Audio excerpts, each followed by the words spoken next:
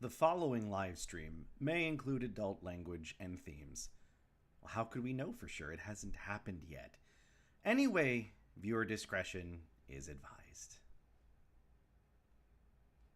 Hi, everybody. Welcome back to track 10 of Tabletop Turntable. That's right, you're stuck with me tonight, James. And I am playing a game called Shadowdark. Shadowdark is, per Wikipedia at least, a dark fantasy tabletop role-playing game created by Kelsey Dionne and published in 2023 after raising an impressive $1.4 million on Kickstarter. This is become a really popular game over the last couple years. It's part of what's called the old school Renaissance, where it's featured. It's based on older tabletop role-playing games, real crunchy, real danger. One of the mechanics that I really enjoy about the game, as I've read through it, I haven't played it yet, when we're learning with you, is the fact that when you're trolling through dungeons and the like, once your light sources run out, it's pretty much game over. You can't see anything. Everything that attacks you is going to get opportunity attacks, advantage against you, etc. And this is a difficult game to manage resources. For example, I have some pre-generated characters we'll be using tonight. At level 1, they have 3 hit points. So that's pretty scary. So we have torches. Our party's going to have torches. If we were playing the Shadowdark game for real, one torch would last 1 hour of real time. That's right, game time is measured in real time. However, we are playing under a separate set of rules called Solodark, also developed by Kelsey Dionne, that allows you to play by yourself. And so instead of the torches lasting 1 hour, they're going to last 10 turns. In Shadowdark, a turn, even through crawling, is when all of the players do something, take an action. We're in initiative essentially the whole time. But with Solodark, we're going to be doing everything together as a party, just one initiative for the party, one initiative for any creatures that we may encounter. Now, you may be asking, James, how are you going to do a dungeon crawl solo? If you already know how everything's going to happen, like where everything is and where all the traps are and monsters are, how are you going to account for that? Okay, great question. Solodark has something called the Oracle system, and that is, I'm going to ask questions like, do my players notice the hidden monster that's up in the corner? Does my party notice them? And then I'll roll for yes or no on the Oracle table. Let me bring that up real quick. I've got screens everywhere. I've got handouts printed. I am a mess today, so bear with me. Also, I am not used to talking by myself for this long. So on our Oracle check, we're going to roll a d20. If the result is, so I have to ask a question, then we roll the d20. If the result is a 1 to 9, then the answer will be no. If the result is a 10, there will be a twist. Something unexpected will happen, for which we have a prompt table. If the roll is between 11 to 20, then the answer is yes to whatever the question was. Adding on to that, if the number I roll is an odd number, it's either going to be no but or yes but. I have to come up with what that but is. And if we... we're going to roll our d20 based on what the odds are. If we think something is unlikely to happen, then we're going to roll a disadvantage. If we think it's a 50-50 chance or thereabouts, we'll just roll a straight up d20. And if we think something's likely to happen, then we're going to roll a d20 with advantage. That's the long and short of it. I'm learning this game as I go, so it's a D20 system. Some of it is very similar to your Dungeons and Dragons, but a little bit more simplified. So why don't we introduce our party? We have tonight Krieg Greythorn, the human wizard. We've also got Iraga Dragul, the half-orc priest. Jorben Ironhelm, the dwarf fighter, And lastly, Ralina Biggins, who is a halfling thief. So what we are exploring tonight is something called the... I had the name up and then I put paper on top of it. We are exploring the Lost Citadel of the Scarlet Minotaur. So let's talk about what that is. Long ago, a mighty enclave of warriors lived inside the Lost Citadel. They worshipped bulls in ever bloodier cultish rituals that culminated in their leader, Minoros, transforming into the Scarlet Minotaur. This immortal avatar of rage slaughtered the warriors in a single night of mayhem. However, some of their servants escaped through the unseen halls used by the lowly. These beastmen hid in the fallen citadel, trapped by the superstitious fear of the outside. So, that is what we're looking at. That's what we've been told. There's a citadel here. And in fact, there's a rumors table. So let's go ahead and roll a d6 to see why exactly our party is trying to explore this lost citadel. Oh, would help if I rolled the d6 on the table. That is a 5. We've been told that opportunistic gray-furred beastmen haunt the shadows of the citadel. What we're to do with them, I guess that's up to us. So, let's step inside the dungeon here. All right.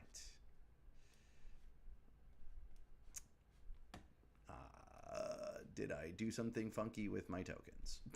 Let's try adding them back onto the table. Oh, you know what? I bet I put them on the wrong layer, because that's what James does. That's exactly what happened. No matter how much you think you prepare for something, it never is quite the way you want it to be. Let's throw our fancy party back out here on the screen and move them in. Okay. We are in what is called a mural chamber. The walls here have floor-to-ceiling murals painted in vibrant jewel tones. There are red pillars that are tapered, banded in black marble at top and bottom. The murals on the wall are people in white robes kneeling in a room of red pillars before a colossal onyx bull with horns lowered. Okay, now there's some information that I have as the DM, as well as the players, that I normally wouldn't have access to if I were a player, right? So let's talk about that. In this room, there is a hidden niche behind a bull statue. There's a silver inlaid bullhorn, and there is an Eder cap, which, if I show, I've actually put on the map already, that is hidden up in the northeast corner of the ceiling. So what do we do here? Well, let's consult our oracle. First things first, let's think. Our party is a group of level 1 adventurers. We've just set foot in what is thought to be an abandoned dungeon. We have no idea that there might be some spidery creatures here, like ettercaps. So let's ask the oracle, do we notice if there are, or do we notice the hidden ettercap here? Let's roll. And I would say that this is unlikely because... let's be honest, the ettercap's probably pretty well hidden. These are new adventurers. They're unlikely to do it to see. So let's roll. Got our 2d20 here. And our lowest result is an 11. So that is still a yes, we notice, but there is a twist. So let's say, yes, our adventurers notice the ettercap. But the ettercap also notices them. And when it does, it gives off a loud screech, and it is going to run off into another room. It's going to head off here to the east. I'm just going to go ahead and take him off the board for now. I think our adventurers would be a little taken aback by that and say something like, "What was that noise? what is now haunting us in this dungeon already? We're one room in and they found us. Oh dear. I think that's probably Krieg, our wizard, saying that. But let's also see. I think our halfling, Rolina Biggins, as a thief, is probably going to be interested to see if there's treasure. She's going to search around to see if there's any sort of... well, let's ask the Oracle. Would Rolina be able to find that hidden niche? And I'd say this is probably about a 50-50 because she's pretty good at searching for treasure. The Oracle says no. No, so Rolina does not find the hidden niche with the treasure here. So we got two ways we can go. We can go to the west. We can go to the east. Well, our party just saw an Ettercap, a spider creature heading to the east after shrieking. I don't know that they're particularly interested in tailing after a monster immediately upon starting this little sojourn into the dungeon. So let's head to the west. Okay. We'll proceed down this hallway here. Jorben will be out in front, followed by Eraga, and then our halfling Rolina and our wizard Krieg. And we'll come to another room here. Okay. Again, could I use sort of fog of war for the map? Yeah, but I'm also the DM, so I know where everything is. That is how playing solo rules kind of works. Okay. Got my sheets all mixed up here. All right. This room has terracotta jars clustered in the corners, fat and rounded and various heights. The air smells of sulfur. You hear the occasional faint squeak and hiss. There is a door to the south with white, jagged lines gouged into the stone. We can also see, as you all can see, there is a hallway leading off to the west as well. Okay, so let's take a look. There's a whole bunch of jars here. I think the party would probably want to investigate the jars.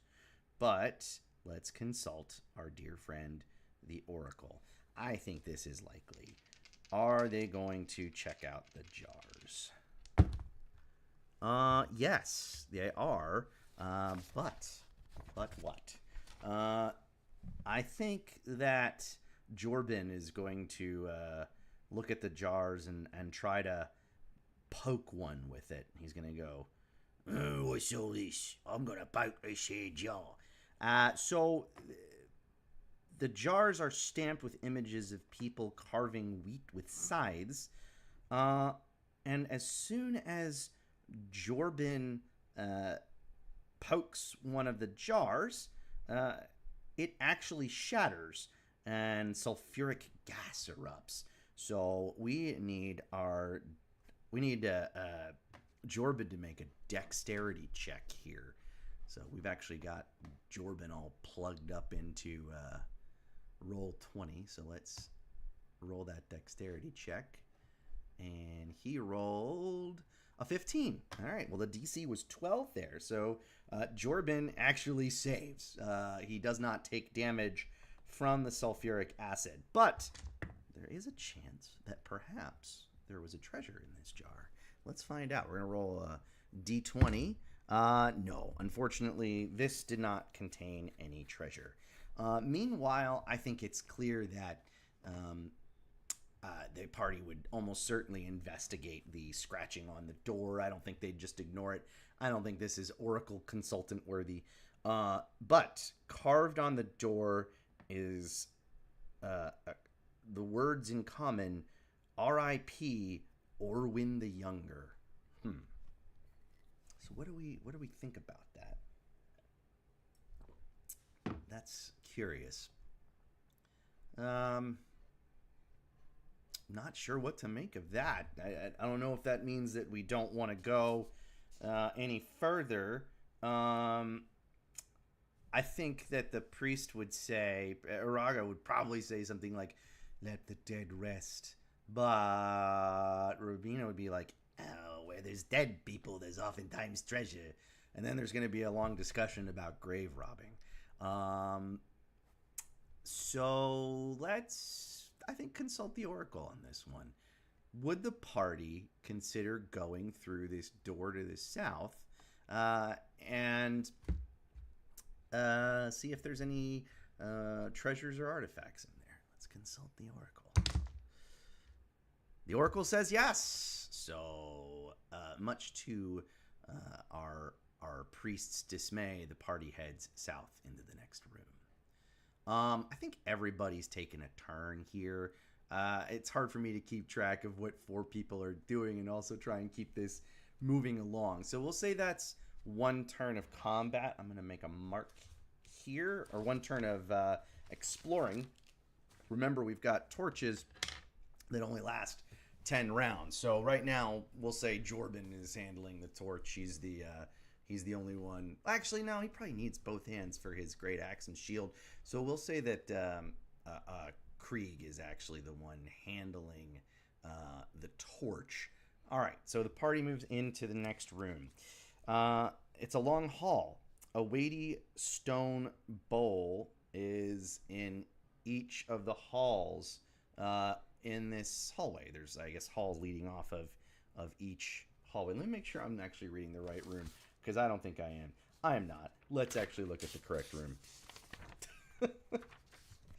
Okay. There is, in this room, a towering bull statue. It's 10 feet tall and made of bronze. Its head and horns are smashed deeply into cracked wall. Its body is pinned between the wall and the bull head. So, it looks like the bull was trying to smash into a wall, and its body is pinned between the wall and the bull head. Okay. Well, oh, I'm sorry. There is not the body of the bull. There is a body of a man pinned between the wall and the bull head. Well, that changes things. All right. Well, I think that our priest is likely to investigate the statue itself. So let's consult with the Oracle just to make sure. I think this is pretty likely. Oh, we got a natural 20. So that's the most extreme thing that can happen in terms of yes. So yes, our priest does in fact investigate the statue and finds that there is an emerald, a shattered emerald, embedded in the statue's forehead, and she's able to pry it out. And I think probably our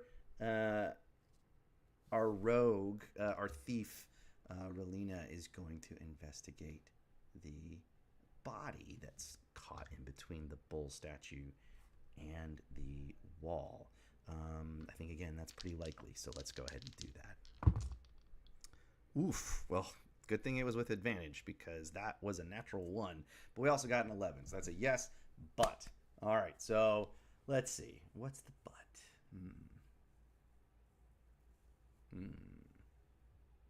Okay. I think that she investigates this body and is able to determine that it is a young human man in chainmail and helm. He's carrying a bastard sword and a shield that's been splintered. He's wearing a dark green cloak. None of that is interesting to her. She decides, this guy's not carrying much of anything useful. I'm not going to bother with his backpack. So she ignores his backpack. But the party did get an emerald that's worth apparently roughly 20 gold. In Shadowdark, experience is actually gained from the treasure that the party gathers.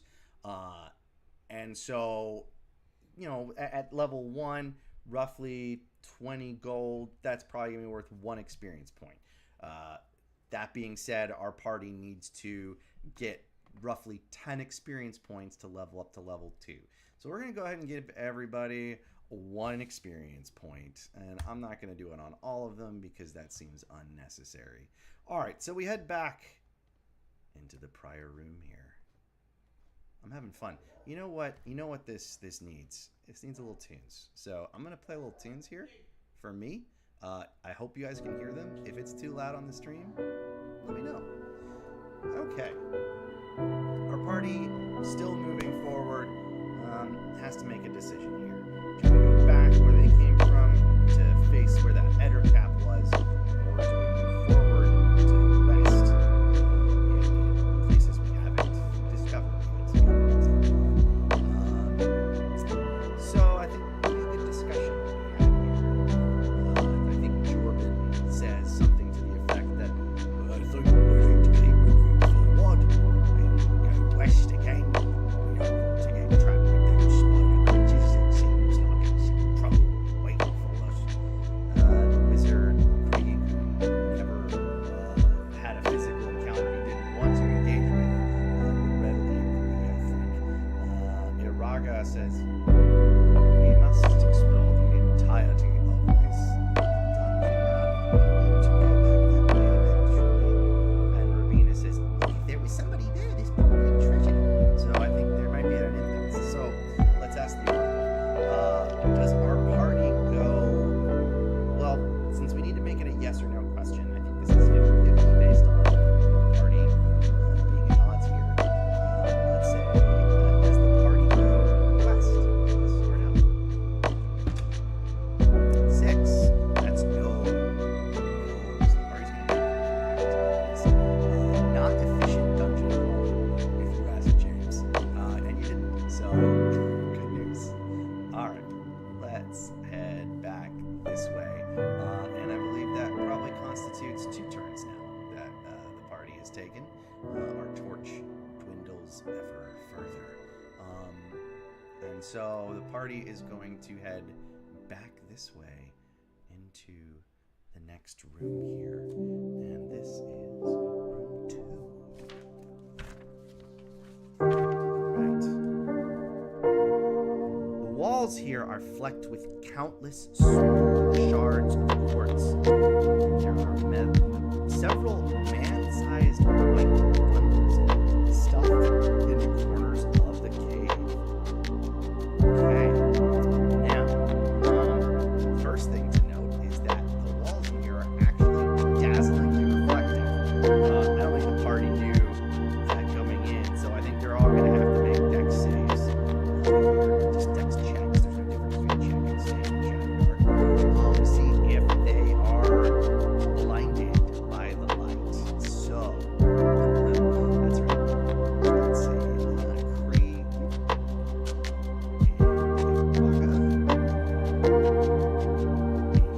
Jordan. Checks. We'll see who failed fast. Come on, Jordan. Okay, our difficulty class here was 12. Let's see. Krieg failed. Iraga passed. Jordan failed.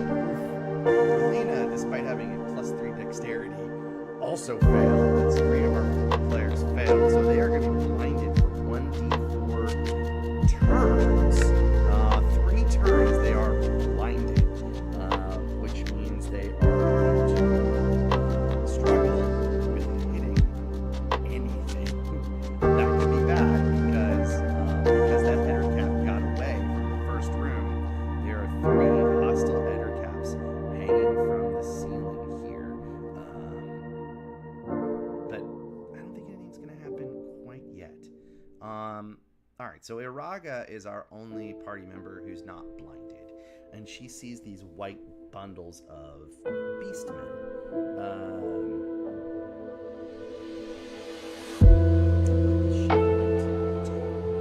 Well, first of all, let's see if Iraga noticed the Eder cap. There are caps that are hanging from the ceiling. I think she's on guard now that the creature went this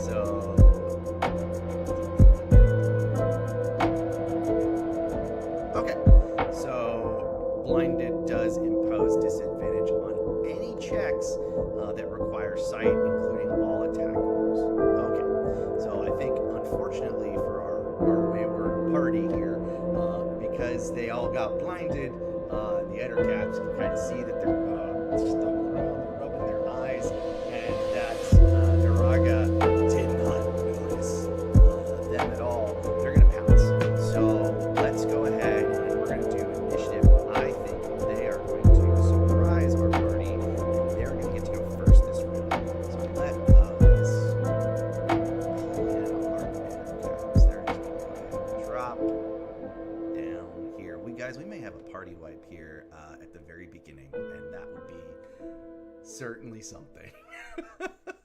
But that's great. All right, the Ettercaps are gonna go. So they can either bite twice or use a poison web to try and stick the party in place.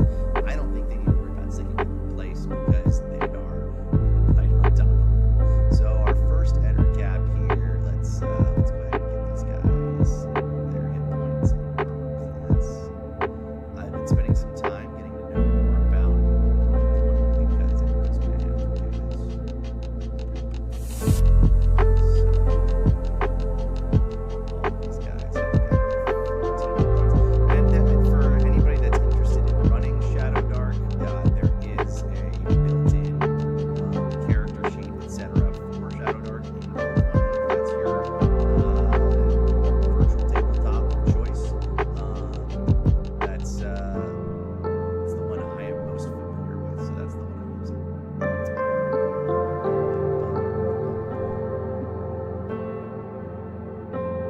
went too far. Scrolling is tough, guys. Scrolling is tough. Okay. Ettercaps are going to go first. This first one is going to go ahead and try and put a bite on who did not cast Makeover yet, so let's go ahead and try and put bite into this. Alright. He rolled a 7 and a 3. I don't think either one of those gets past Krieg's armor class. Let's take a look. I should have put their AC and HP on there.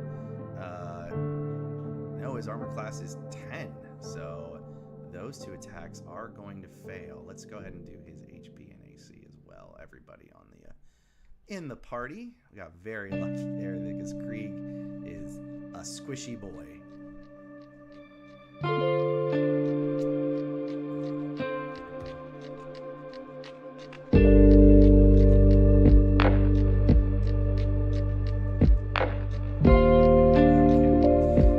Second Ettercap is going to go ahead and attack Iraga here.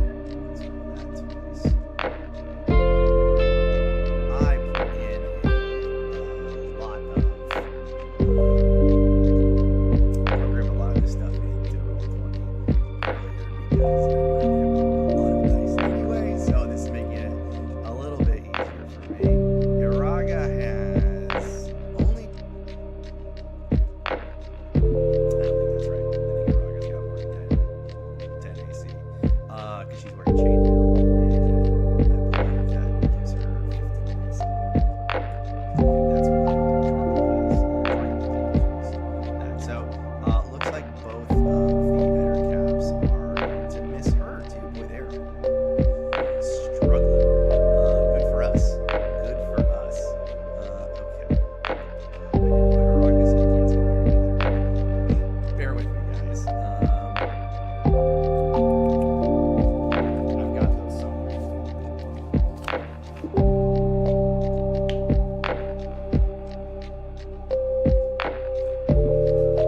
Again, I think you prepared everything. You did not. You absolutely did not.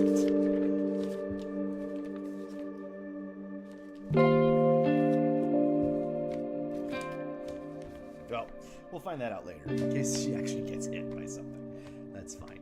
Okay. Ettercap number 3 is going to go ahead and attack our beefy boy Jorbin. Ettercap. 2 more bites. This time, oh, they're both going to hit.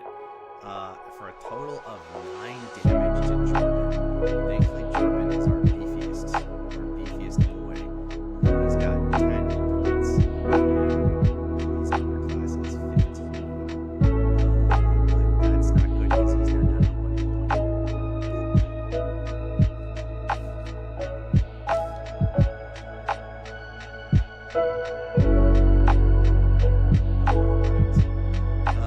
So that's going to be minus 9. All right, that is the turn for the little surprise turn that we gave our Ettercaps. Let's go ahead and roll initiative for both parties. I'm going to have our dear friend Rolina roll initiative for the party because she's got advantage on initiative checks. That's pretty nice. Okay, so her initiative is going to be 14, and for our Ettercaps, that's going to be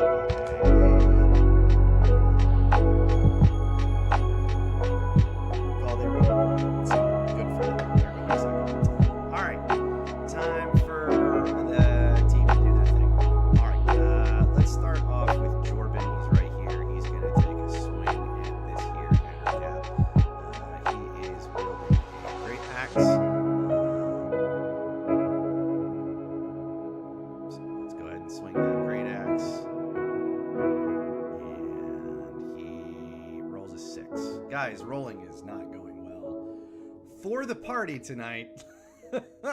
We very well may end up with a wipe. That's great. Okay. That's all Jordan. Doom scrolling for apartments and finding nothing. Same. That's why I tried Apartment List. Take their short quiz, plug in your budget and what matters most to you, and match with your dream place. Stop scrolling and start matching at apartmentlist.com/Spotify. Plus the tier of the spell. There's tier 1 spells, there's tier 2 spells. I think there might be more beyond that, but for our purposes, we'll about tier 1, tier 2. Right now, we have tier 1. So we roll as a priest. We're gonna roll our wisdom modifier plus a d20. Let's see how that goes out. She shakes out.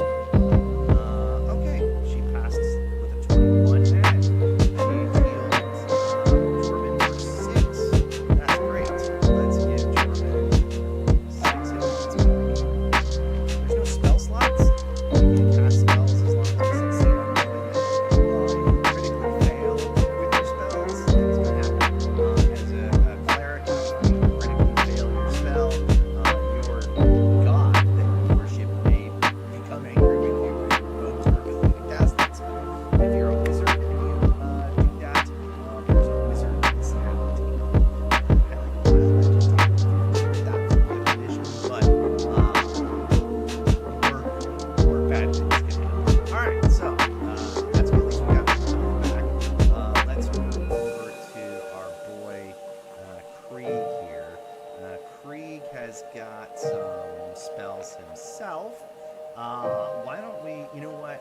We're going to spend a turn to go ahead and cast the mage armor because we don't want to going forward.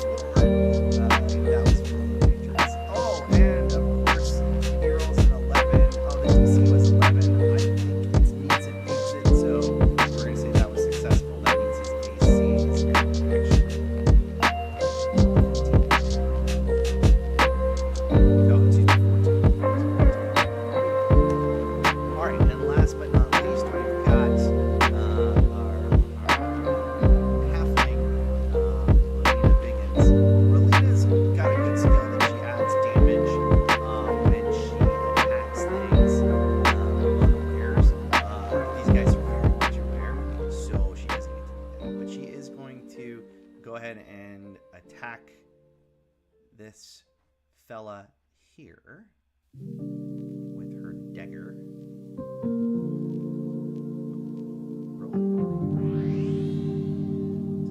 Critical failure. Phenomenal. Great. I think there are consequences for that, but I don't remember what they are off the top of my head, so we're gonna move on. Actually, you know what?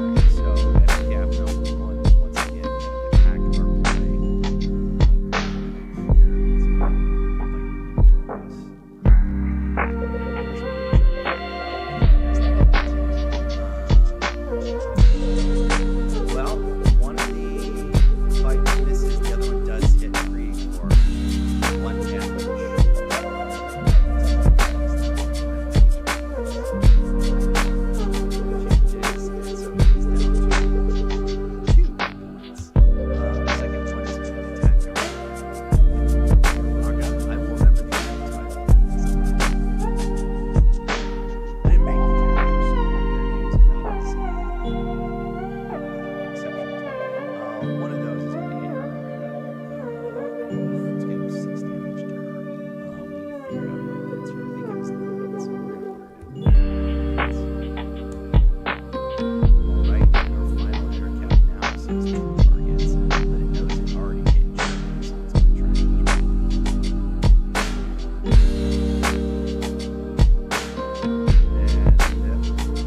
oh my, 2 failures. Take that, air cap. Corbin remains unharmed. Alright, so one of the fun things about Solodark is we can do what's called chaos. We can reroll initiative each time. I think trying to keep this for each round of combat. By the way, I think we're about 4 rounds. Our torches are getting dim. So let's I think for simplicity's sake, for my sanity, I'm just going to keep it where it was instead of switching back and forth constantly. So let's have the party go. See if we can actually make a dent in some of these air caps this time. All right, once again, Jordan, let's take a swing at this air cap. Patow, patow. Oh, he gets one attack. I don't know why I rolled this. That's okay. No, he does not hit them. That's something. Guys, we are just, again, rolling 3.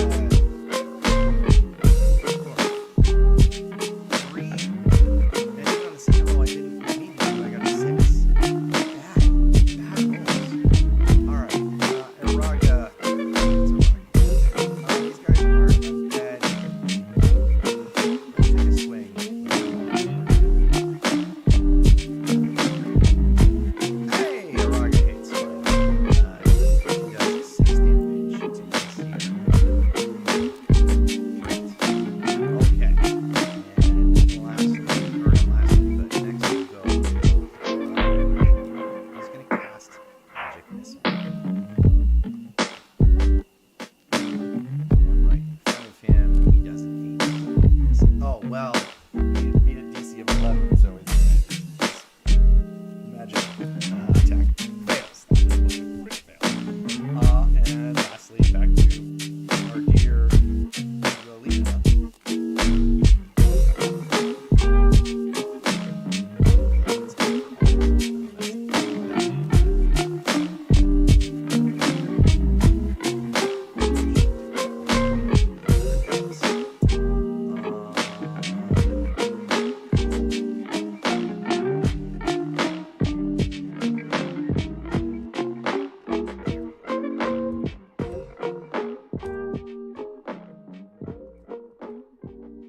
I know what I'm doing, guys, I promise.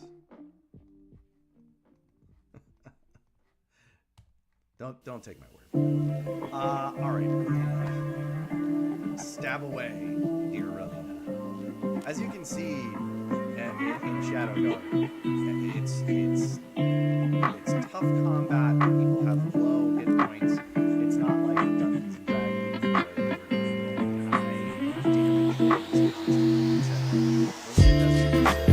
you're high damage okay. Bring it back to our caps. Guys, this comment. Got a drag. That's it. Next one.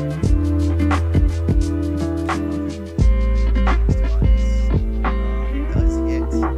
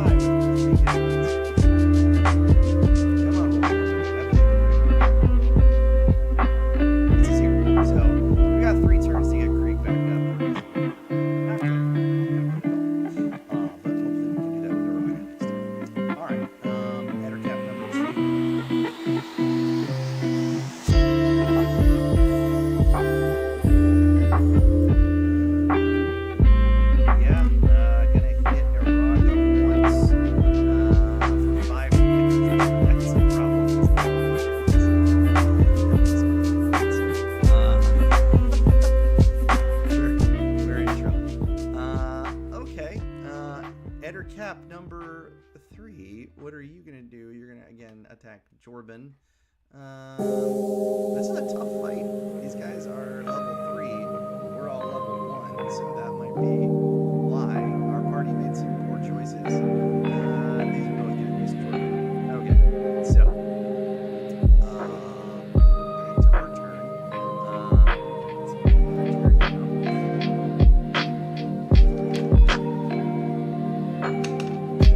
I don't know what we're gonna do about getting these guys up, but we gotta take out these interconnects. This is alright. Jordan is gonna go ahead and see Raiders. A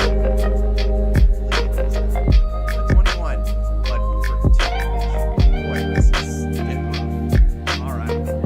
Good stuff. Alright. And then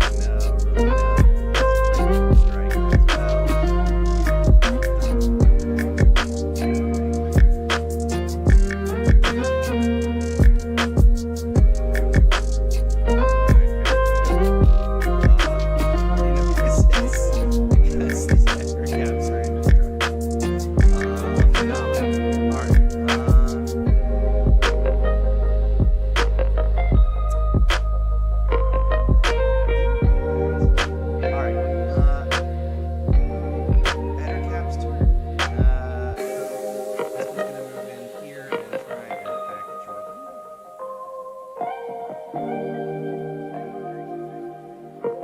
They slowly and systematically tear my party apart. They're all just gonna swarm the big guy now.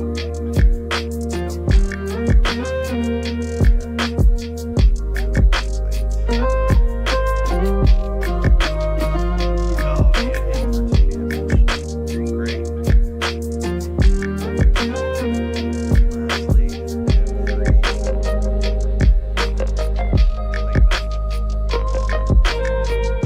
Lastly, crit failure. And a 6, so no. Alright, our party's got to do some stuff here. Oh, I forgot to roll for Iraga, her death turns.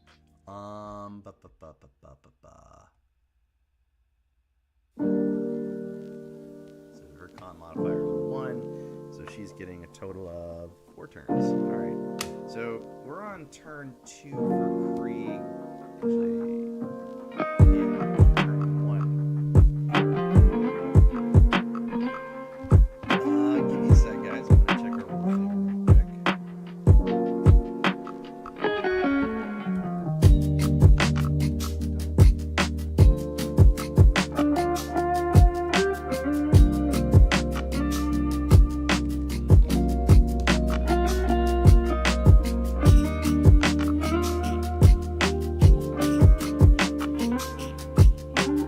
Okay, so we can stabilize our allies by making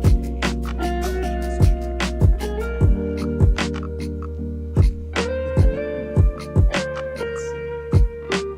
Jordan's intelligence is +1. Well, so on our turn, Jordan is going to strike at the intercap that's taken a fair amount of damage, and hopefully do some damage here. Great axe. Please. 14 does hit and does 4 damage. Okay. And we're going to go over here to try and stabilize our dear friend, Krieg.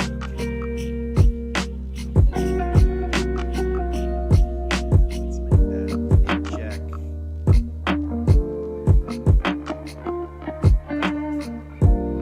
Not great.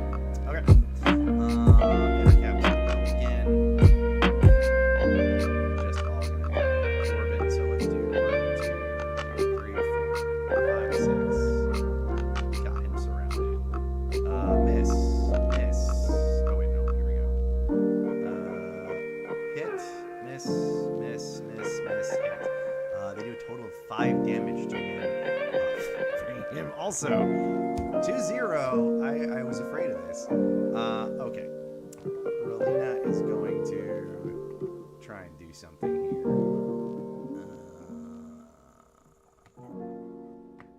once again strike at this guy. Can we hit? We do.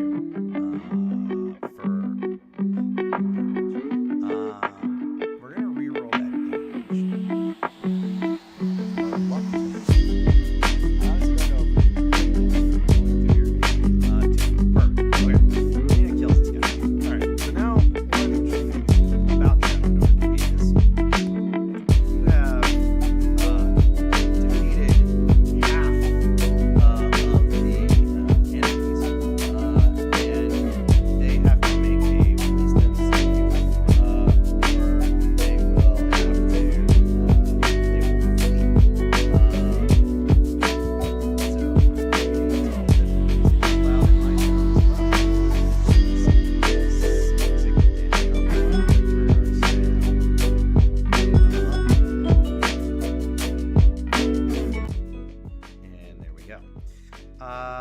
okay. So let's see if the Ettercaps do in fact flee.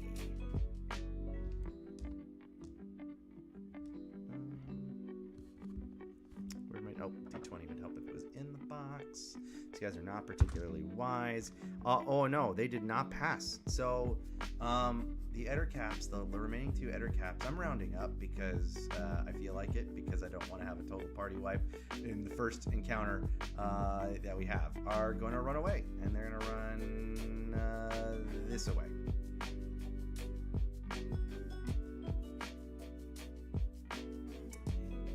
Maybe we'll see them again, maybe we won't. But we have got to solve the problem of stabilizing our unconscious characters. So let's try and do that. So actually, one thing I didn't do is that the characters that are dying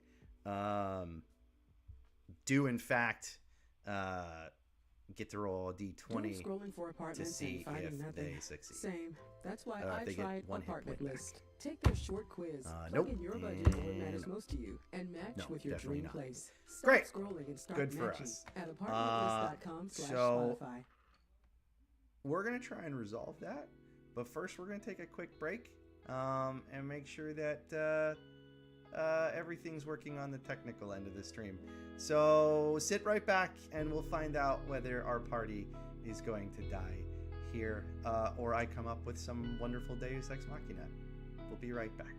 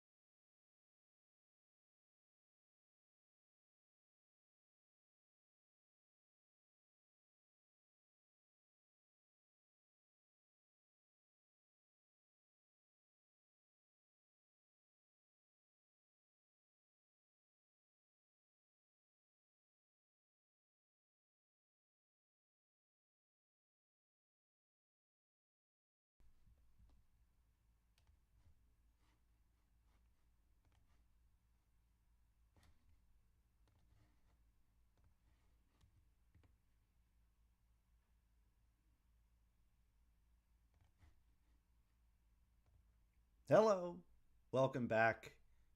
As is tradition in these parts, we hope you had a pleasant bathroom break.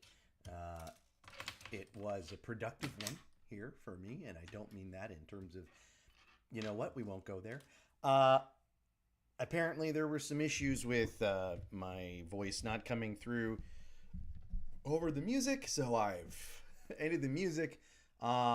We just had a vicious battle with some Eder caps where three of our party members were knocked unconscious, uh, leaving only the heroic Relina Biggins, halfling rogue thief, alive to deal with them. I'm apparently still pretty muffled. Not sure how to fix that at this juncture. I don't know why. We're going to turn up the volume, see how that works, and go from there. Okay, maybe I just wasn't projecting enough. I don't know. In any event, during the break, I also looked up some more rules and got some proper information for all of our characters.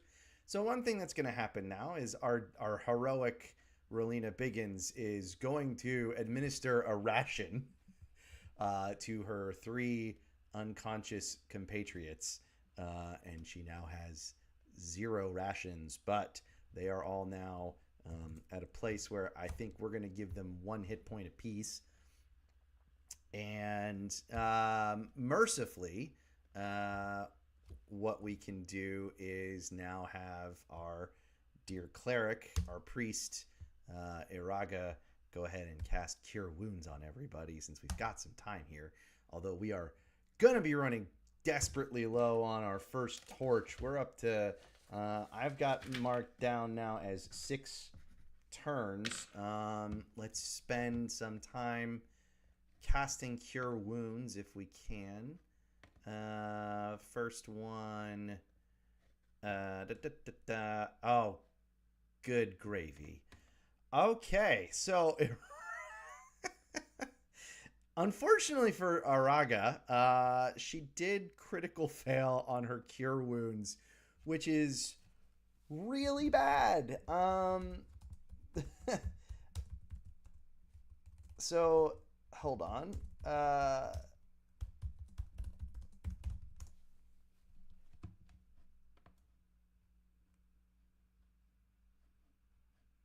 So if a priest rolls a natural 1 on a spellcasting check, their deity revokes the spell, meaning the priests cannot cast it again until they complete a specific ritualistic penance, such as a holy quest, a material sacrifice, or days of isolation, determined by the game master.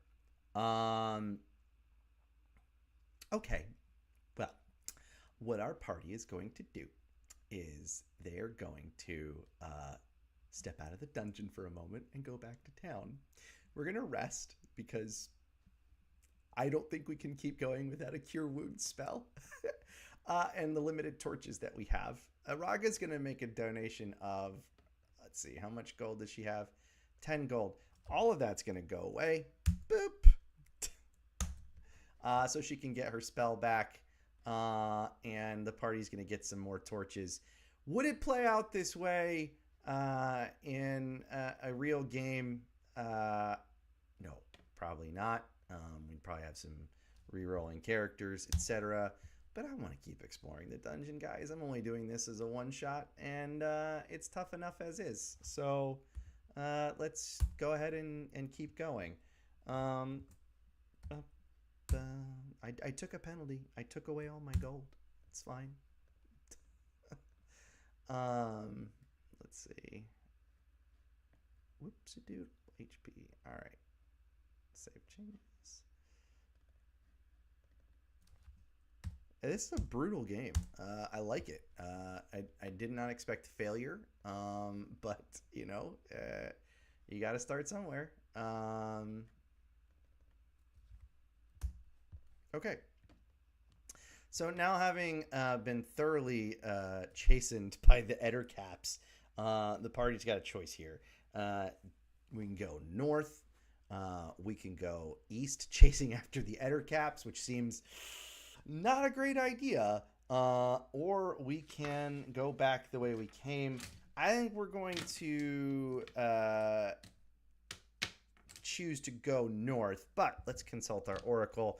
I think it's pretty likely the party would turn north rather than chase after the Ettercaps, but let's take a look-see. Yes, but there's always a but. There's always got to be a but, guys, and that's painful. But what's gonna happen? Remove these Ettercaps.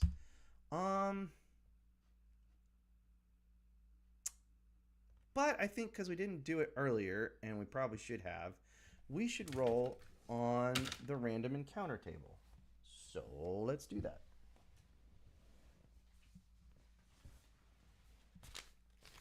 Not necessarily that we're going to have combat again, but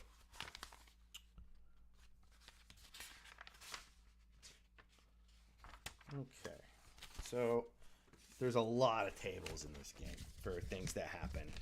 So we're going to roll a d8 here and see what happens. All right, it's a 7. 1d4 dark mantles swoop out, bobbing and spinning in a territorial warning dance. 1 dark mantle. So that's like a bat. And there goes my light. That's good. I think the party is going to go ahead and say, forget you bats. We're moving on into the next room. Okay. This is going to be room number 5. Okay.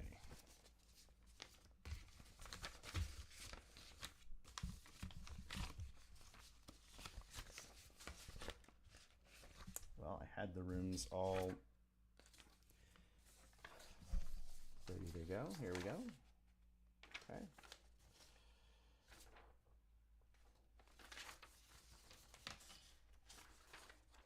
All right.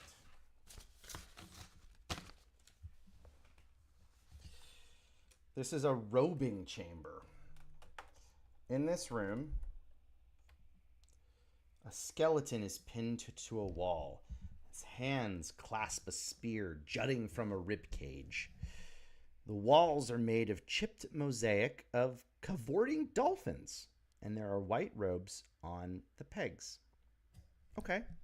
I think once again our party's likely to investigate some of this. I think what we'll do here is consult the oracle again. Are they going to investigate the skeleton? That's probably 50. I think they're more likely than not. They're here to get stuff. Yes, but all right. So they can tell that this skeleton wears decaying crimson-dyed leather armor. A bronze short sword hangs from the belt, and the spear is driven deep into the stone with inhuman force. A bronze tip on the spear.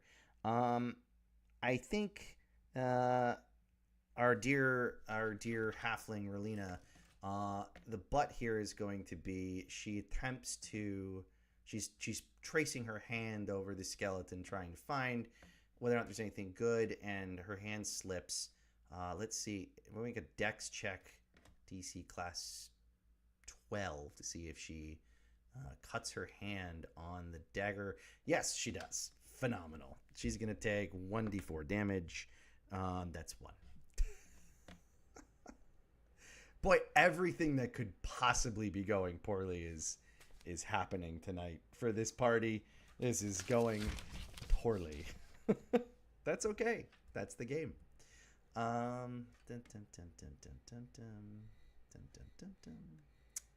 HP. Wait, that's not true, is it? Yeah, she got 3 hit points. Okay, cool. All right. Now, the bigger question is, would they check the robes? I also think the answer is yes.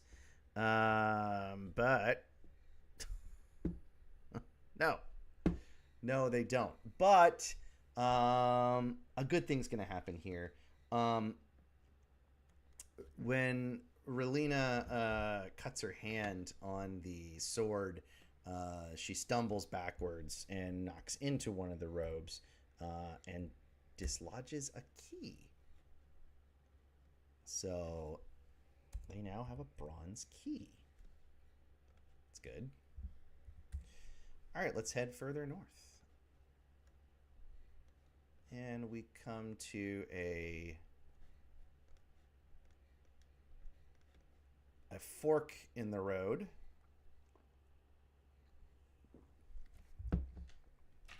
Let's mark some turns of crawling that we've had.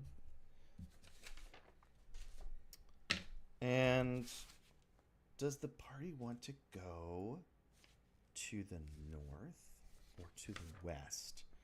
I think the party had some success going north, so why not continue going that way? But let's consult the oracle. It's a 50-50 shot. Yes, but let's see. Yes, but when they come to this subsequent fork in the road, they're not going to continue north. They're going to head south. Boop. Okay.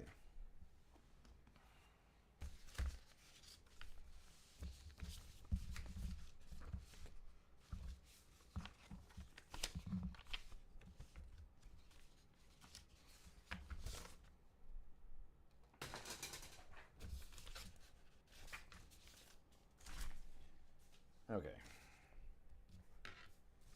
Where did my map go?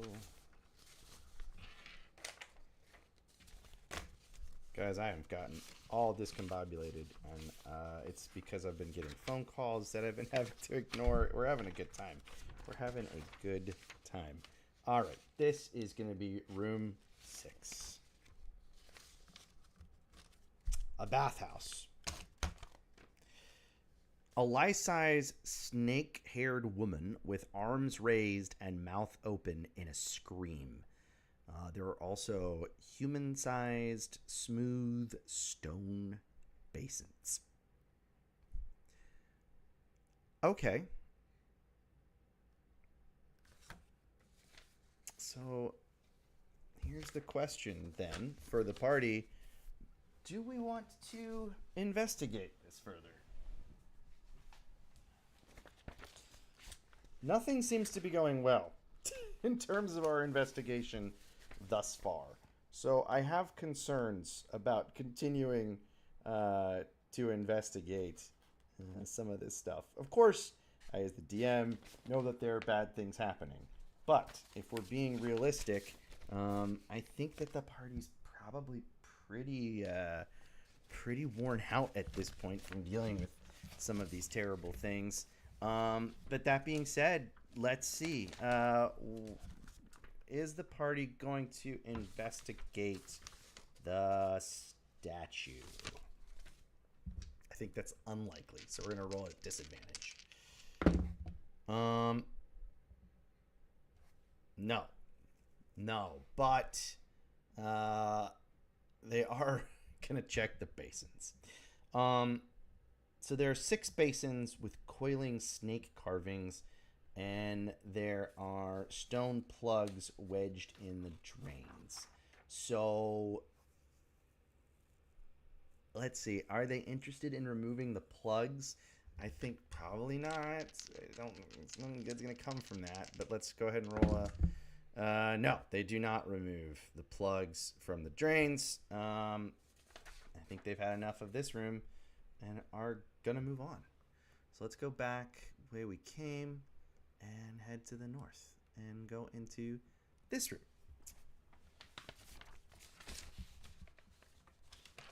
Which is gonna be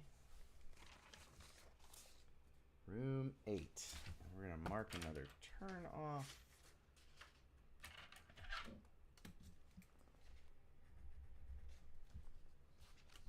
Let's deal with room 8.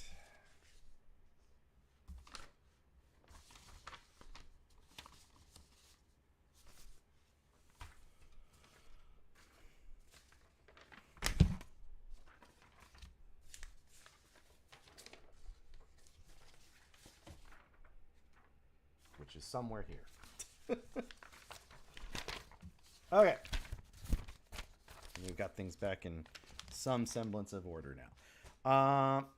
Okay, in this room, there are square black plinths in each of these alcoves that each holds a simple terracotta jar. Okay. I think the parties would look at the bowls, but let's ask the Oracle. I think it's likely they would. Let's ask the Oracle. Yes. But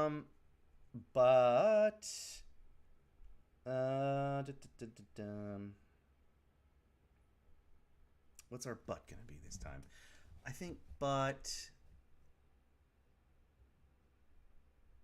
they're gonna feel compelled to interact with whatever on the bowls. So there are 6 of them. Each are stamped with a seal that shows a warrior kneeling in a black rain, arms and mouth open to the sky.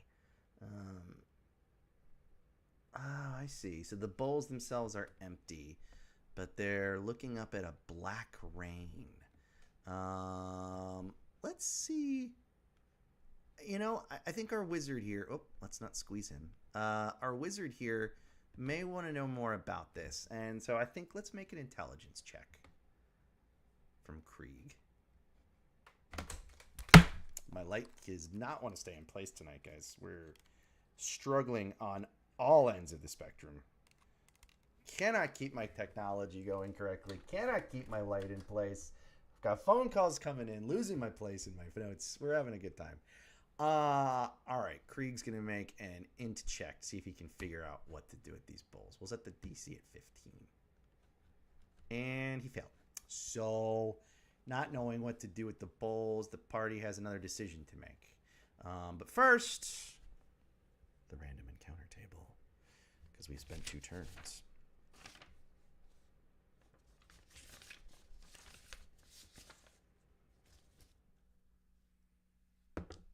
Okay.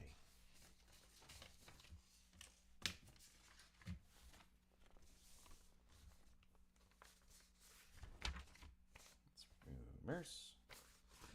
There we go. Random encounters. Okay. And so every time that we make a random encounter, we have to apply, after the first one, we apply a cumulative -2 to the result. Because we get closer and closer to the vicious Scarlet Minotaur coming for us. So this time I rolled a 7 on our D8, which takes us down to a 5, which skeletons stagger into sight. There are 5 of them. So I think each party member is going to try and duck into an alcove and let these skeletons stumble on. Let's all have them make dex checks to see if they are able to hide from the skeletons. Fighting seems to be not doing well. Let's see. Dex for Krieg. Dex for Iraga. Dex for Jorvin. We're not going to make this a particularly difficult dex check because these skeletons are just wandering. They're not really all that interested. And okay, well, everybody passed except Raylina, who had a crit fail. So she's going to use her special ability once a day. She can turn invisible for 3 rounds. So she's going to do that. And I think the skeletons will just wander by. And let's mark down another turn. Whoop, whoop, whoop. So we are 4 turns into this torch. Our skeletons have wandered past. Let's move on. I think the skeletons... Well, let's see. Do the skeletons... Let's ask our oracle. Do the skeletons wander... let's say they came from the west. Do they go north or south? Are they going to go south through where the party's already been? What does the oracle say? This is a 50-50 shot. Yes, but they leave the door wide open. So and the party doesn't notice that. So if something was following the party, they wouldn't hear a door creak open going forward. So we are, again, not doing this in any sort of efficient manner. We're going to head west, where the skeletons came from, and not where the skeletons are going to. All right. Area 7. It's a long hallway. Wait a minute. Oh, okay, yeah. There is a bull statue here at the southern end of this hallway. It's, again, a towering 10-foot bronze statue. The horns on the bull are lowered as though it's ready for a charge. The hallway is 15 feet high, and there are pairs of deep holes punched into the wall opposite the statue.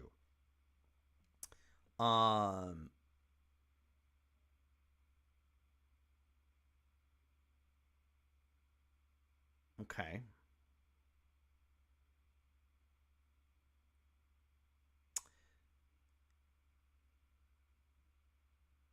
So, the party does, I think they can see, because they already found the one bull statue with an emerald in it. Does the party suspect that there's another emerald in this bull statue? I think that's likely that they do, but let's ask the Oracle. The Oracle says no. No, they don't suspect. So they're going to ignore the bull statue for now and just keep heading to the north.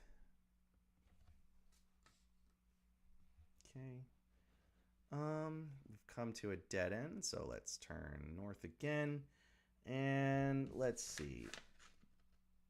Does the party head east or west? East is kind of back where they've came from, so I think it's not likely they go back east. But let's ask the Oracle. Does the party head east? The Oracle says yes. But they note that this is an entrance, another way in and out of the dungeon. So they're going to ignore that and just head further this way. Boop. Okay.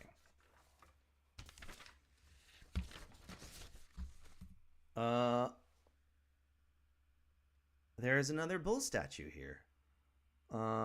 There is just another bull statue. They're pretty close now. I think it's likely that they do think that there's an emerald in this one, that they can see it. But let's ask the Oracle. Oracle says absolutely not. They are completely disinterested in this bull statue and are going to walk away. So I got a 1. Okay. Heading this way. Okay. Does the party get the sense that going south is going to take them back to where they were? I would say 50-50 at this point. No, they don't know that. Okay. So are they going to go south or north? I think probably go north, just because it's been kind of the direction they've been heading. So, no, the Oracle says south. Well, okay, let's make this simple. They head back here. It's the same room they were already in, so let's go back this way. Okay. Number 9. In this room, there are 4 pairs of pillars that are painted in rich jewel tones and capped in black marble. There is a body. It's purple, spindly, and humanoid, lying face down halfway across the room. I think the parties would know that this was, in fact, it's also an Eder cap that they've seen before, right? All right. There is a greatsword. It is bronze and brightly polished, and the blade is sunken into a black marble altar beyond the pillars. Okay.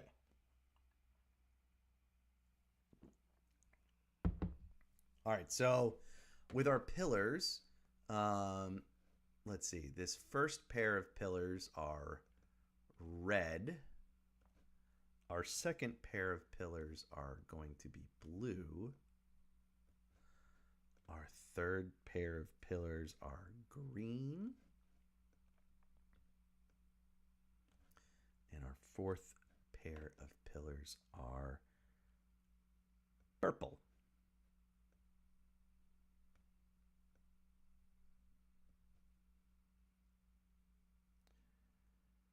Okay. I think that Jorben sees that greatsword and is like, I want that. I want that greatsword. But these pillars, who knows? Are they trapped? Are they not? Unclear at this point. But let's consult the oracle. Would Jorben want to go check out the greatsword and try and grab it? I think yes. I think it's likely. So let's roll with advantage. Okay. Well, here's our first fun thing on the oracle thing is we're getting a twist. So what's a twist? Something unexpected happens. So we're going to roll a prompt. So let's bring up our prompt table. And we're going to roll a D100 for a verb and a D100 for a noun on the prompt table. That's the dungeon names table. I want the prompt table. There's part of the prompt table. Got to find the other part of the prompt table.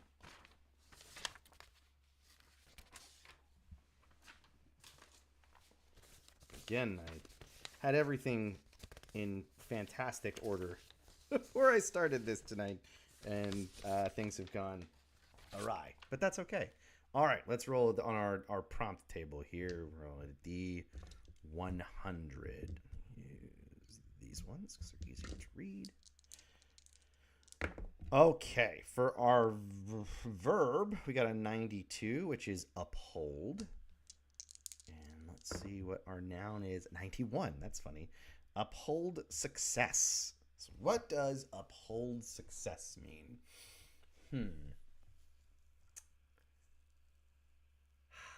This is interesting. It's fun. I gotta tell you, there's a lot of on the fly sort of improvising here, which is tough when you're not used to being both the DM and a player at the same time. I want to make this fair, but I know what my instincts for both would be. Okay. So I think Jorben sees that greatsword, and he's it's like in a cartoon where he's slavering, like he's so hungry that everything around him looks like it's a roast turkey to eat, and he's just like slowly stepping towards it. When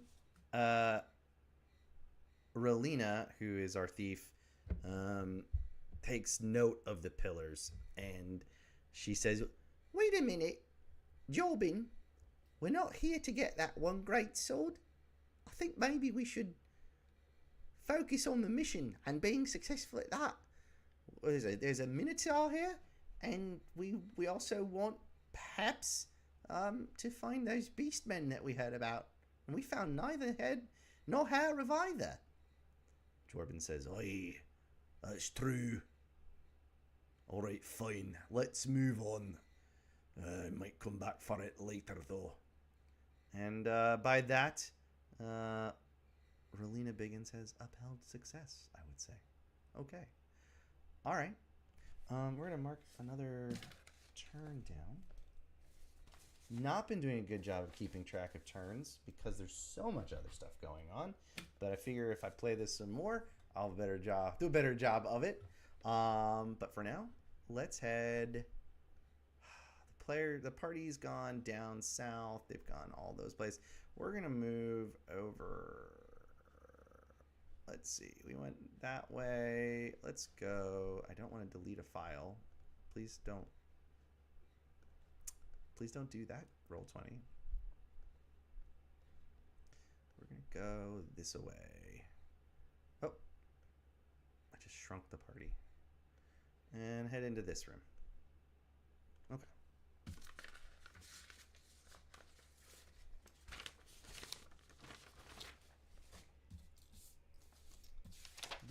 is Area 25.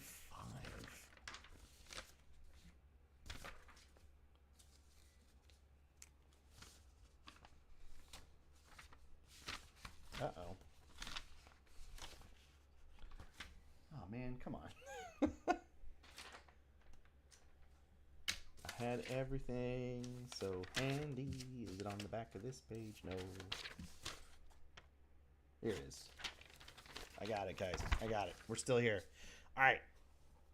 In this room, there are 5 suits of red dyed leather reinforced with bronze studs.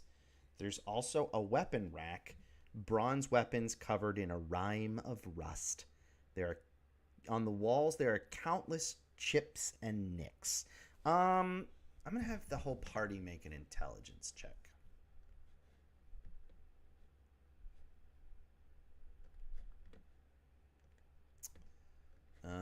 Let's see. Okay. Well, Krieg had a critical success. So Krieg knows for a fact that this is absolutely what was once considered a training room, and that all the armor and weapons and stuff are going to be training armor, etc. So he says, look, gentlemen, perhaps, and ladies, perhaps we should move along. I don't think there's anything of value here. And I think it's probably likely that the party listens to him, but let's ask the Oracle. Do they listen to Krieg, knowing that he's a very intelligent man? They do. But Jorben just can't help himself. They listen to him and they start moving on, but Jorben just wants to take one look. Does Jorben want to look at the armor or the weapons? I think that's the question we need to ask. Does Jorben look at the armor, Oracle? It's a 50-50. Yes, but he does look at the armor, but he doesn't touch any of it. He just goes over, takes a close look, and he says, "Oh, I sold junk." And they move along. Boop, boop, boop. Boop, boop, boop, boop. All right. We are now in room 26. The alcoves in this hallway have bronze, lifelike statues of a man on a raised pedestal in each. We're marking another turn down. Don't forget to do that. Up to 7 turns. After we do what we do in this room, we're going to roll on the random encounter table again. All right.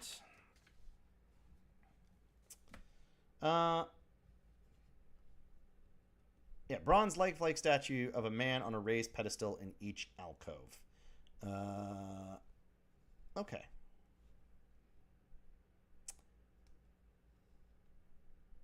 Are the parties going to investigate these statues further? I think yes. But let's consult the Oracle. The Oracle says yes, but they're going to need to make an intelligence check to see if they know anything about these statues. Let's do that. Okay, Krieg got a 20. Yeah. All right, so Krieg notes that these are statues of kings. In fact, there's inscriptions on each of the statues. Statues. In my day-to-day life, I have to use the word statutes way more often, and sometimes it comes out statutes instead of statue. Each of the statues are athletic and proud and have similar facial features. They're each draped in robes, wearing diadems with pearls, and each is holding a weapon. In common, in an ancient form of common, which Krieg is able to understand based on his intelligence check, he can read that one of them says Damanthus, son of Aster. He's holding a great sword. The next one is Sarpin, son of Damanthus, holding a spear. And the last one is Minoros, son of Sarpin, holding a great axe. I think we know about Mineros, don't we? We've heard about him. Uh, so I think noticing the diadems set with pearls, Relina's going to check and see if they're trapped. So let's go ahead and make we're going to do a wisdom check with Relina. She does not have good wisdom. No, she got a 1. Phenomenal. She has no idea if they're trapped. So the party, not knowing if the diadems are trapped, but wanting to take them, do they? I think that's a 50-50. Let's ask the Oracle. Do they reach for the diadems? Yes. But what?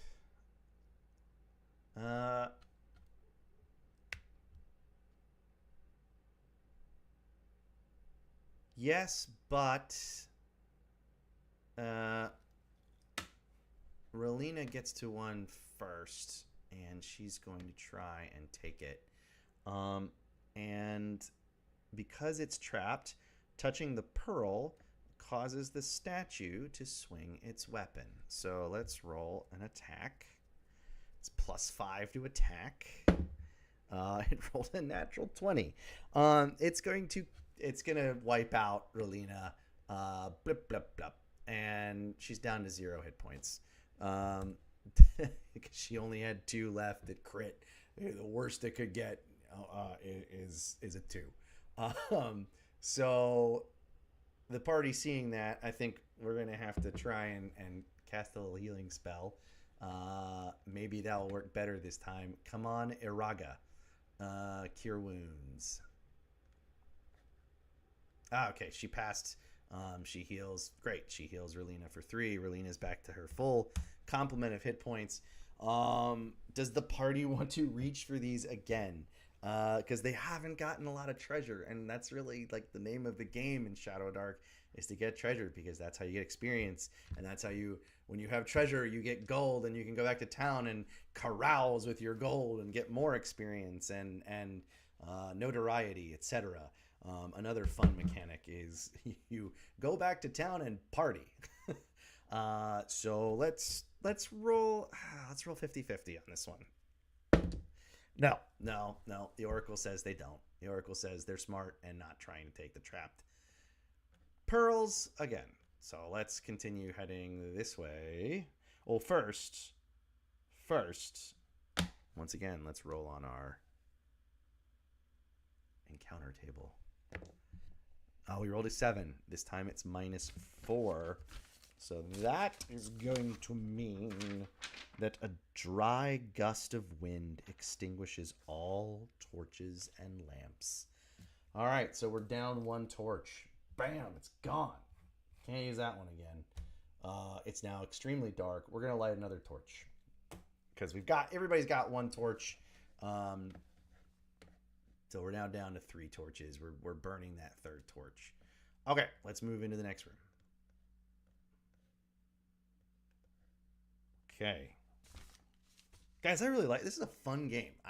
It may not seem like it for you're not playing it, but I'm really enjoying the Oracle mechanic to a large extent. Also, just the brutality. You really have to be careful with the decisions you make, because you could put yourself in serious trouble right away. The treasures are so tempting because that's what you need to get to advance, but also the treasures can be very difficult. I love it. It's great. It's making me really try and think through and not just rely on huge bonuses. As those of you that have watched me play D&D on this channel and others, you've noticed probably that I build characters that are a lot of times min-maxed and broken in certain ways. Not broken, but just are extremely adept at a few things, and that's not really something that you can do with Shadowdark. In fact, there's a fun thing you can do when making characters called the Gauntlet, where you take level 0 characters that have basically no stats. They don't have a class or anything like that, and you run them through what's called the gauntlet, where they develop what their stats and class will be. Haven't done that yet, but that does sound like fun too. All right, next room. It's a cave. It's chilly and damp with a high ceiling, approximately 30 feet. There are dripping stalactites. There is also a pool of water that is murky and still. The room smells coppery with a metallic tang. Okay. What are we going to do here?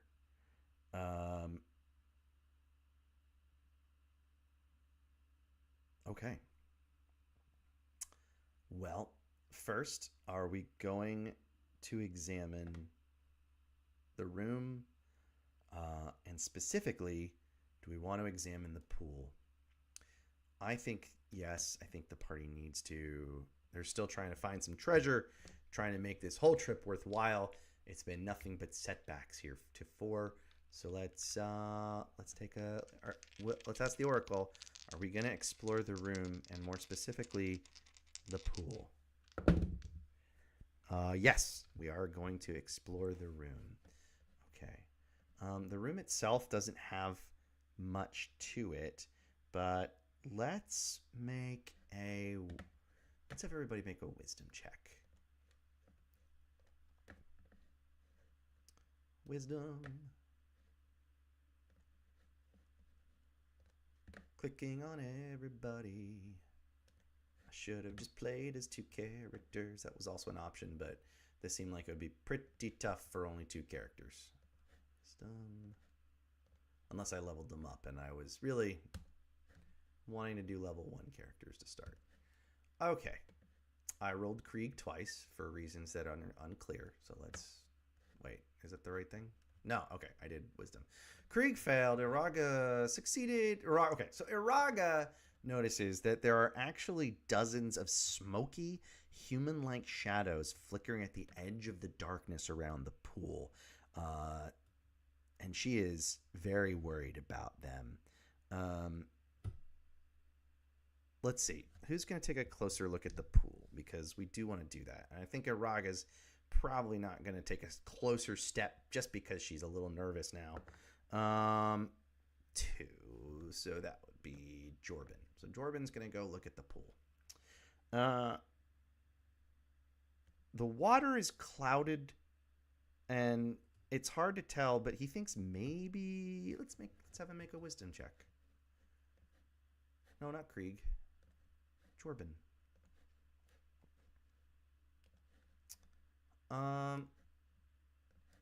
Okay. No, Jorben can't tell how deep it is. It's too cloudy.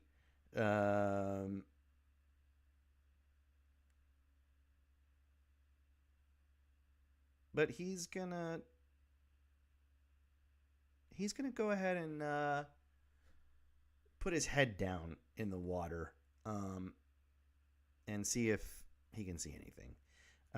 When he does that, he's going to need to make a Constitution check. Let's do that, Jorben. Your con is pretty good. +3. Let's see if the roll's any good. Yeah, okay. He succeeds on his Constitution save, or check, as it were. There's no saves. So he's okay. Is he able to see through the cloudy water? Let's ask the Oracle. I'd say it's a 50-50 because he couldn't see how deep it was. The Oracle says no. He's going to have to go deeper down. Okay. So Jorben's still not seeing anything, but he has a sneaking suspicion. He's going to dive further into the pool. Let's mark another turn down, and let's make another con check in roll 20.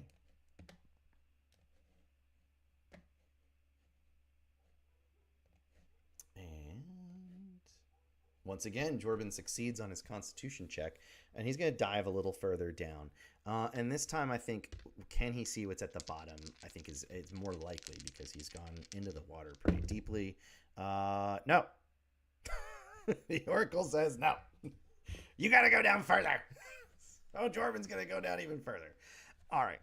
Let's make one more con check. And I think at this point he's going to be able to see because the pool's not that deep. Constitution. No, this time he fails. Okay. So he is going to temporarily lose a point of wisdom. Oh my gosh. That's not good. He doesn't have that much wisdom to lose. Actually, he's pretty okay. So let's take that down to 11. All right. And now he can see that in the bottom of this pool is a graveyard of dozens of human and bull skeletons. But there are treasures down here. And he can grab them, but I think it's going to take a con check to grab each one. He can see a pile of 200 gold, a wand, some onyx bull statuettes, some boots, and a tiny bottle. Let's see if he can grab those. All right, so first, I think he's gonna want to try and grab all of them. I don't think I need to consult the oracle on this particular one. So let's go for the 200 gold. Shall we? Con.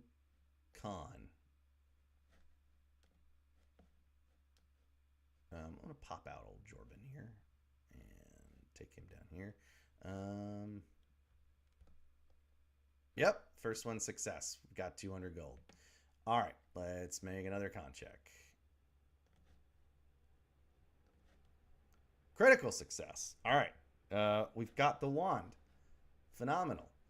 Let's go Jordan again. Con. Lots of con. That's a fail. All right, so we're going to take another... Oh, wait, no, it's a DC 12, so meets it, beats it. All right, cool. We've got the onyx bull statuettes. Uh-oh. Where'd my... Oh, gosh. Con. Another pass, so that's going to be the boots. And then can he grab that tiny bottle? Tiny bottle. Tiny bottle. Yes. Yes. Wow. Jordan really getting the job done there. Grabs all that treasure.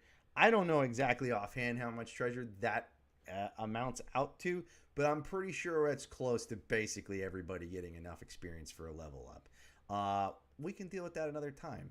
For now, we're still level 1. I'm not going to go through what all the treasures do, but we do have some boots, a wand, lots of gold, and as the adventure describes it, a tiny bottle that houses the soul of a mighty sorcerer named Malfune. I don't know what that'll do. I will have to find out another time. All right, so we're getting close to time to call it here, but let's keep exploring. All right, so the only place that the next place party has not been to on this path is going to be here. So let's take them there. Actually, let's mark a couple more turns down because I know it was just Jordan doing stuff. We'll kind of say he took everybody's turn to go diving down in the pool and do all that stuff. So let's do another random encounter. We're now down to -6. So, and, well, it's a 2. So on our random encounter table, that means it's a 1, which means here at the entrance to the room is a Minotaur. In fact, the Minotaur. The one we have been told haunts this area. He stalks into sight, bellowing challenges and pawing at the stone. So he comes in, he's like, "How dare you invade my temple? The citadel belongs to me." And he is gonna charge at the party, I think. I think so, yeah. But let's roll initiative. Party is gonna get, a very good initiative. The Minotaur. Does not. So the party's going to go first. All right. He's level 7. Guys, we cannot beat this Minotaur. We are not going to defeat the Minotaur. Discretion is the better part of valor here. What can we do? Okay. So, Relina's come out of invisibility at this point.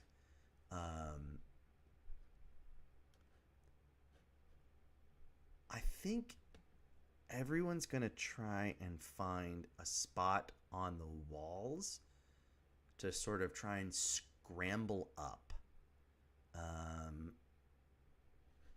And that's going to be dex checks for everybody. So let's do that. Krieg. Dex. Iraga. Dex. Jorben. Dex. And Relina. Dex. Okay. I'm going to set this at 12. Everybody passes but Relina. Of course they do. Okay, so everyone's going to kind of scramble up onto the walls. Except Relina, who's going to just be like, oof, I didn't make it, and fall back down. And so the Minotaur is going to take his turn. And what the Minotaur is going to do is going to try and charge at Relina with his horns. And if he hits, he does double damage. I'm going to be honest, folks. This is likely to hit. Let's see. 11. Actually, what's Relina's AC? I should have put it on her character. Why didn't I? Come on, roll 20. 14. Wow, the Minotaur actually misses. Goes charging, and we're going to say he goes flying right past Relina and crashes into the wall. And that's going to end his turn. And on the party's next turn, they're going to run. They're just going to take off running. And bye-bye. Bye-bye, Minotaur. As they hear him wailing. I can't believe it. He's got his horns stuck in the wall. And they are done with him for now. So let's go this away. And we're going to mark another turn down. Doop. We're running out of torchlight on this torch. We're about halfway through it. And let's grab the party and bring them over to there. Bloop. They've come in this door here. Boop, boop. Okay. Cool.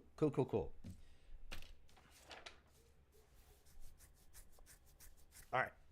This is our room 18. The central courtyard. 20-foot tall black onyx rippling muscle bull statue is in this room. Its horns lowered and dotted with white objects. I assume that's going to be the star here. Sandy flagstones are scattered throughout the courtyard. They are sun-scorched, so this is an open roofed area. That's interesting. And then each of these are red pillars, freestanding, some shattered and crumbling. They cast cool, dark shadows. There would normally be a chance for the Scarlet Minotaur to be here, but I think we know where he is. But there's a chance that each turn the party spends in this room, there's a chance he'll come in. Okay. All right. Is the party going to explore this room? Probably. Let's see. If Relina is going to investigate the bull statue. I think yes, likely. The Oracle says yes, definitely going to check the bull statue. 30 humanoid skulls in various states of rot punched onto horns like necklace beads. Some have traces of gray fur. Gross. Okay. Wow. Fun. All right. I will have. Let's see. Does Iraga want to investigate the heaps of bleached bones that are throughout the room? Let's take a look.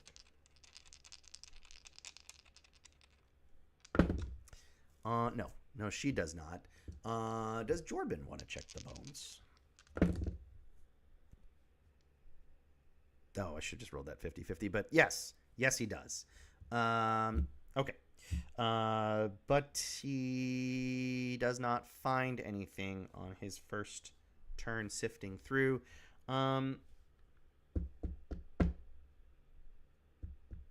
Does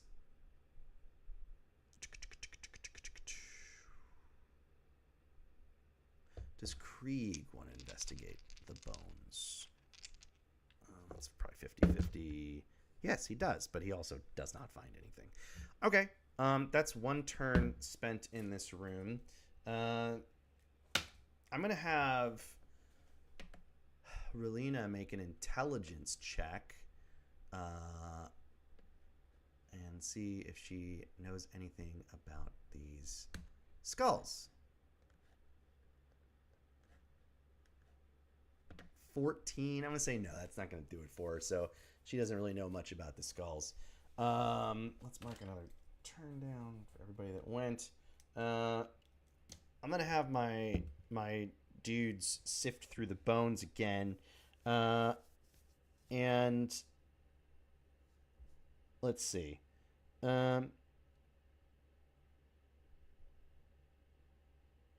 Okay.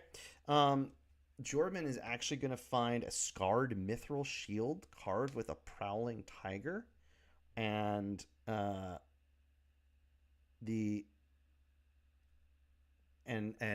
Krieg is going to find a bag of 60 gold stamped with the insignia of a long dead emperor. And then let's roll a d6. See if our red-furred friend shows up. No, he does not. Okay, let's spend one more turn in here. We'll have Iraga make an intelligence check to see if she knows anything about these skulls. Again, not a super intelligent character. No, she does not. The boys, however, are going to pour through the bones one more time and find a scroll of burning hands and a silvered longsword with a half-moon pommel. Okay. I think we'll give that longsword to Iraga because she uses a longsword. And let's roll our 1d6 one more time. The Minotaur does not show up. Okay, so well, it's just about 9:30, guys, and I've been talking a whole lot. There's more to this dungeon that we can explore. I've had a lot of fun. I think we're gonna call it there though, just because it's getting a little long in the tooth for this particular session. But I think this system is a lot of fun.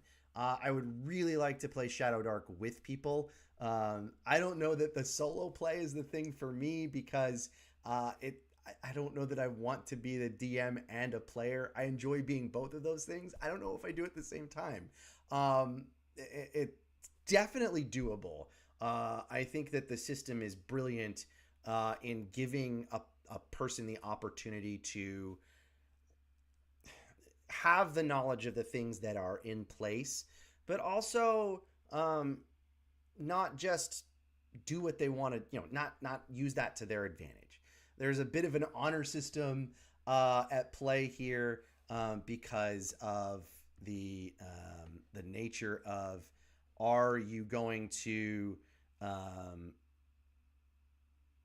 be able to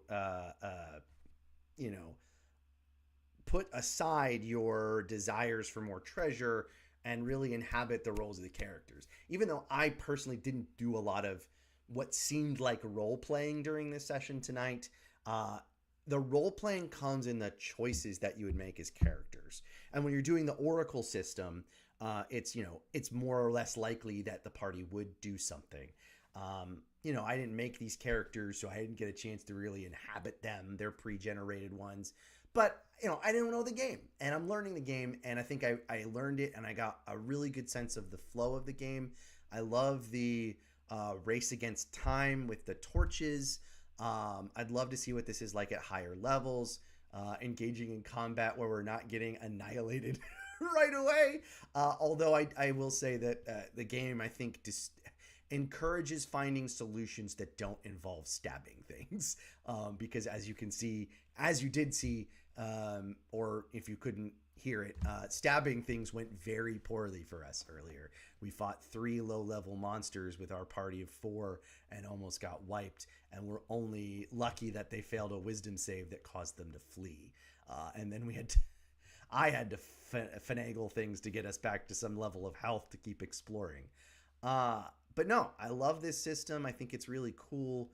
I hope to play it again. Maybe we'll play it on the channel here sometime. But thanks for watching me run Solodark. Again, Solodark was designed by Kelsey Dionne. You can find it at thearcanelibrary.com. There is, I guess it's not a full link in the description, but I might amend that later. If you want to support us and get us to do more cool and fancy things, you can support us at patreon.com/Grimstone Gaming Group. If you're not involved and want to get involved, if you want to play games with us, and you should because we're fun, he says so modestly, join our Discord. There is a link to the Discord in the description. Please join. Everybody's welcome. It's a fun, friendly place to hang out.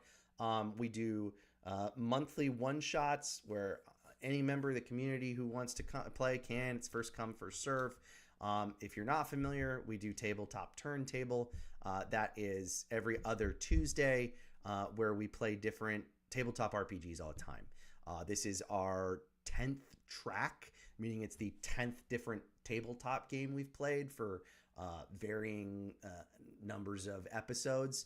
And I've learned so much. I've played so many different tabletop games that I never thought I would ever put hands on, including this one.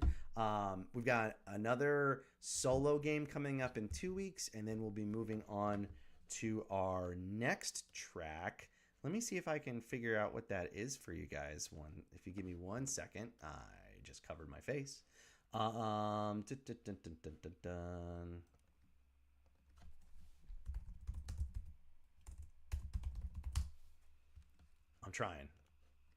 trying, guys. I should have had this up beforehand. So yes, we have another on the 21st. We have another solo game, and then on August 4th, it looks like we have one final solo game. So on July 21st, that will be our friend Erica, who plays in our long-form D&D campaign called Essentia. That's on the other Tuesdays.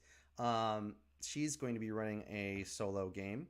Then on August 4th, you will get Katie, one of our founders, who is also in Essentia, doing a solo game. And then track 11, I don't know what that's going to be yet, but that's going to start on August 18th. On the other Tuesdays that I haven't mentioned, you've got your Essentia game, our long-form, long-standing D&D campaign, 5th edition, run by one of our founders, Michael. A lot of fun. I love playing in that game. It is the most fun I think I've ever had playing D&D. Next week, we'll have a Tales from Essentia episode, which is going to be like a one-off set in that world, because not all of our players are available. And then we'll be back, I think, to our normal schedule on July 28th with Essentia. But again, once a month, we do one-shots that anybody can play in. We bring in new people to run our tabletop turntable tracks and play in them all the time. We really just want to have you. This is a long-winded way of saying, come play with us. If you like our stuff, you like our logo and want some merch with stuff like this on it, that's going to be at TTRPG Swag. I don't remember the exact address, but you can find our specific store on ttrpgswag.com. And that's it. I've had fun. I've talked a lot. I'm going to go plunge my voice into an ice bath because I've overused it. And as always, friends, never stop playing. And we'll see you next time.